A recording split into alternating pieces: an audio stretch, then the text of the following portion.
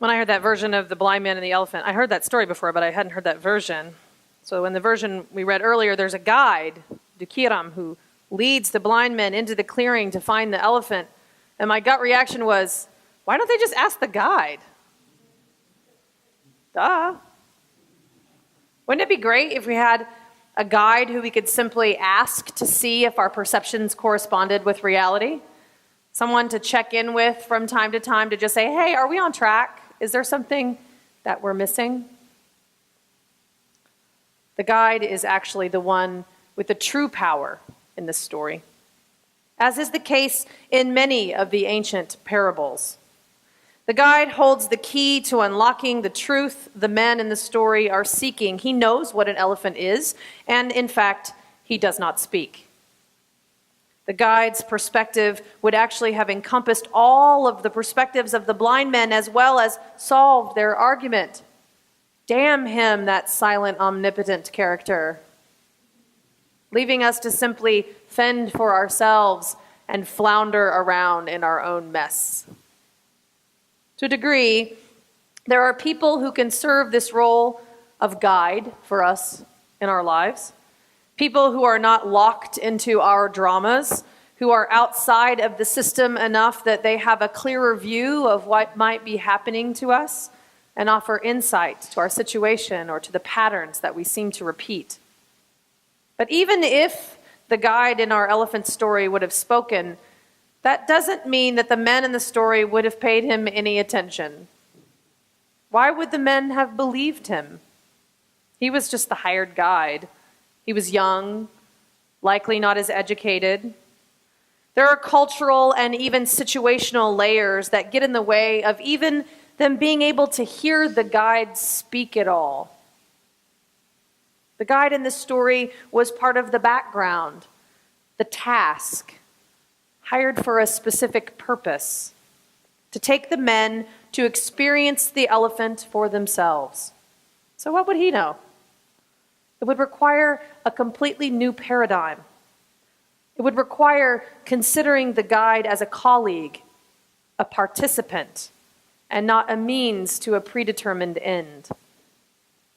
It would take thinking completely outside of the box to even consider the guide's opinion. So some of what was blinding the men in this story was arrogance. Their desire to prove to one another that they were in fact right. But even if the men had not been blinded by arrogance, even if they had all simply collaborated their experiences of the elephant, spent some time trying to understand instead of trying to convince, sought their truth in love, so to speak, they could have at least co-created an approximation of an elephant among themselves. A patched together picture of a mud wall, a spear, a rope, a snake, a fan, and an areca palm tree. And even then, they would need to stay open to the possibility of more and more information. An elephant, of course, is more than their combined perceptions added together like a math problem. Bigger, in fact, than the sum of its parts. And yet we can't simply put off our lives, put off our actions until we have all the information, because we will never have all of the information. So we have to act in the meantime. Gather as many perspectives as we can and risk putting our ideas out into the world while still leaving a space, a placeholder for our likely error. That is, in fact, our lot in life, fallible human beings that we are. Cycles of hypothesis and hope, then humility and humbleness. A cycle of courage and connection, and then correction and compassion. As we heard earlier in the reading by Casey Cole from The Universe in the Teacup, the closest we can actually arrive to truth is, in fact, that patched together, co-created image of the world, a probability. And so we need one another. The closest we can get to that truth is in fact probability, because as observers of the world, even as scientists or mathematicians, historians, even physicists, we cannot get entirely off of our own island. And so we must build bridges to other islands, bridges to other lands, and make friends with strangers. We cannot get entirely off our own island, and so we must leave room for our own error, even in areas of our lives where we feel completely certain, even with our most fundamental assumptions. What does it mean to be stuck on our own island? It means that we need to hold on to what we think of as truth loosely and be prepared to include broader and broader perspectives. Here's an example I wanted to share with you about a pretty fundamental American cultural assumption that I was unaware of until fairly recently. How many of you believe that drinking milk is good for your health? I mean, really. I mean, you drank milk growing up. You still drink milk, right? I mean, I certainly did. I was on the food pyramid, right? And then we threw that out. So now it's on the healthy eating food plate, or whatever they're doing now. We've all seen the Got Milk ads everywhere, right? Stars like Jennifer Hudson and Sofia Vergara and Beyonce, all with bright white milk mustaches. Olympians and Super Bowl champions. Why wouldn't they do those ads, right? Everybody drinks milk. Well, everyone drinks milk except for those few folks who are lactose intolerant, right? And can't digest it, those poor dears. But milk is considered to be as American as apple pie. The images in our culture are that cookies need milk, of course, and that all you have to do is go through the grocery store and look at the cereal aisle to know what most Americans eat for breakfast in the morning.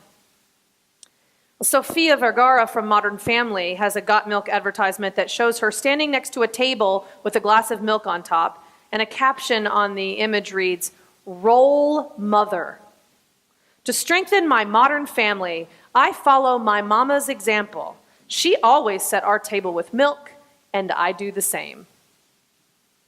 What I have recently learned is that milk drinking is, in fact, an island perspective.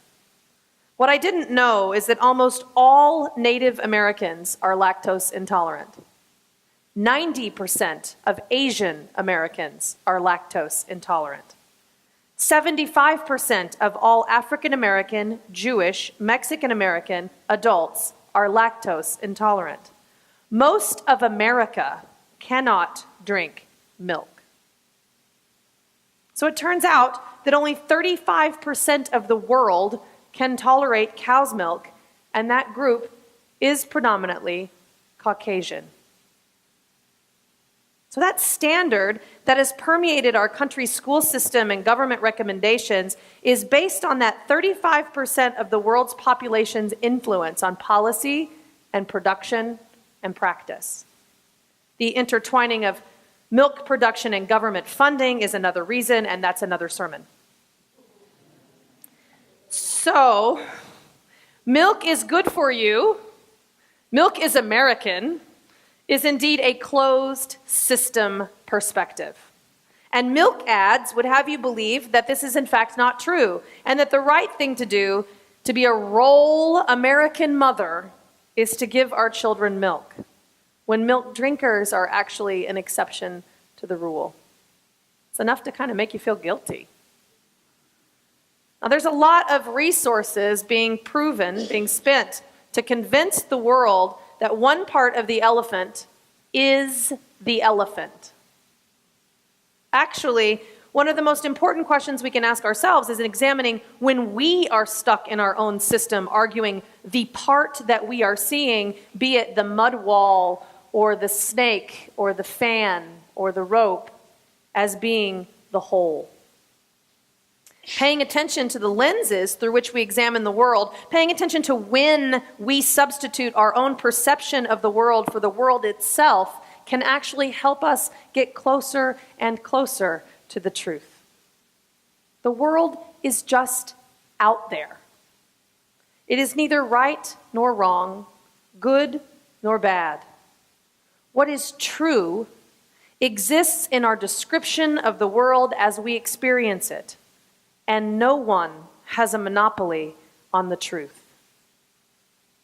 The way in which we experience the world changes, in fact, over time, and the more information we are given, the more we are in relationship, and the error that we often make in describing the world and in relating to one another is so beautifully described by this story of the men and the elephant. It's mistaking our description of the world for the world itself, our map of the land for the land itself. Understanding how and when we do this helps us to uncover our own frame of reference. Exploring our own culture, our own values, helps us to welcome other possibilities and frames of reference, not as a violation, but rather as just more information. Our own culture can be very, very difficult to see, though. It's not so obvious to see the water that we're swimming in. And so it's assumed that it is most often revealed to us when we encounter someone so different than we are that we are forced to question our own assumptions. Think of it as an opportunity. If we're open to the experience, it's the aha of, oh, there's another way of doing that, like the very unemotional experience of the milk story I just gave you. It doesn't mean we have to change how we do things, but now we can see our assumptions and increase our choices. Change the game from who is right and who is wrong. This is how I see it. This is how you see it, or I understand you see it. And this is why, seeing both sides, I continue to make, or I'm going to make this choice. True power comes from the capacity to incorporate diversity, incorporate paradox. True power comes when we can include the possibility of what may seem even like contradictory evidence, not be paralyzed by the process, and choose anyway. Now, this is the stuff of life. This is what shapes our life's experience. It is what the world needs. People who can look at the big picture, include as many perspectives as they can, and risk taking action. I want to share a poem with you by Marge Piercy, a poet who spoke very much about broadening and continuing to broaden this perspective. She writes, "Two people can keep each other sane, can give support, conviction, love, massage, hope, sex. Three people are a delegation, a cell, a wedge. With four, you can play games and start a collective. With six, you can rent a whole house, have pie for dinner with no seconds, and make your own music. 13 makes a circle, 100 fill a hall, 1,000 have solidarity in your own newsletter. 10,000 a community and your own papers, 100,000 a network of communities, 1,000,000 our own world. It goes one at a time. It starts when you care to act. It starts when you do it again after they say no. It starts when you say we and know who you mean. And each day you mean one more. So the more information from the more vantage points we have, the closer, in fact, to truth we will arrive, and the better decisions we will make. The guide in this story reminds me that sometimes the truth can be found in the unlikeliest of places, or maybe this rings more true to you, that looking back on a particular dilemma, what you actually needed was right there all along and you didn't even know it. It's like the ruby slippers. Our daughter, Beckett, is obsessed right now with The Wizard of Oz. And I swear to you that I did not do this to her. It was of her own volition. So needless to say, I have seen the movie about 30 times in the past 45 days. She's nearly 3, and we have already read the novel to her, and she wants it as her 3rd birthday party theme. I have thought for sure that this movie would scare Beckett, and it does, but not how I initially believed. The part she makes us fast forward through is actually when Dorothy falls in the pig pen at the beginning, and when the mean old lady comes to take the dog away. She's scared of things that correspond more easily to her real life. not so scared of green-faced witches and flying monkeys. So my partner Jill and I have been in many philosophical conversations about the intricacies of the moral of The Wizard of Oz. I know, it's totally gay. I know. But when your child watches something 30 times in 45 days, you start to wonder whether or not it's the right thing to do or not. So we know it's bound to influence her, and the nuances of the message of The Wizard of Oz are somewhat complicated. If you remember, Glinda the Good Witch tells Dorothy at the end of the film that she had the power to go home all along inside herself and with the magic of the slippers. And when someone asks innocently, "Why didn't you tell her earlier?" What a great question. Glinda says, "Oh, well, she wouldn't have believed me anyway, and she had to learn for herself." So Glinda was a guide of sorts, leading Dorothy to the experience of the elephant. I love the central theme of The Wizard of Oz. The thing we are seeking can be found within us. It's so beautiful, just as, of course, the scarecrow was pretty witty throughout the entire movie. The Tin Man, of course, full of empathy and compassion, and the lion pretty courageous when push came to shove. And the wizard, a mere man himself, merely honored what they already had inside them. The problem that I have with the message of the film is Dorothy's conclusion. She's just radically changed her worldview, made a very diverse set of friends. She's danced and sang, learned more about life and herself outside of Kansas in extraordinary ways by, in fact, going outside herself on an ever-inclusive journey against the matter-of-fact evils in the world, and the journey returns her home. And in the film, her conclusion is different from the book, I might tell you. But in the film, her conclusion is, "I know that if I ever go looking for my heart's desire, I'll never go any further than my own backyard, for if it isn't there, I've never really lost it." No, no, no. She had to go on the journey, right? She had to get outside of herself to understand herself better. If she hadn't left, she never would have learned a thing. But the film version makes it all a dream, and she really didn't meet anybody new because they were just her friends in drag. And right. No. And even though there's no place like home, home is better, and we experience it differently when we have left and returned. We have a better understanding of the world when we get out of our own comfort zones, team up with a diverse group of people, and sing and dance our way along the journey. Sound familiar? We're doing a lot of that here, in fact. It's in our free religious tradition where we invite you to explore the diversity of religious propositions as a means to deepen your understanding of the value of your own. The cost of religions that prefer to be silos is in fact mistaking their piece of the whole for the whole itself.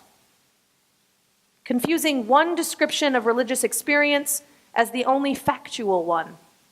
Confusing the map of the land for the land itself, or dare I say, confusing the idol for God. So on your journey this week, hold loosely to those things which you are certain.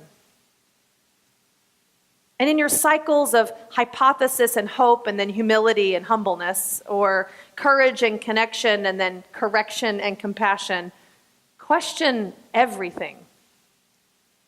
Say "we" and know who you mean.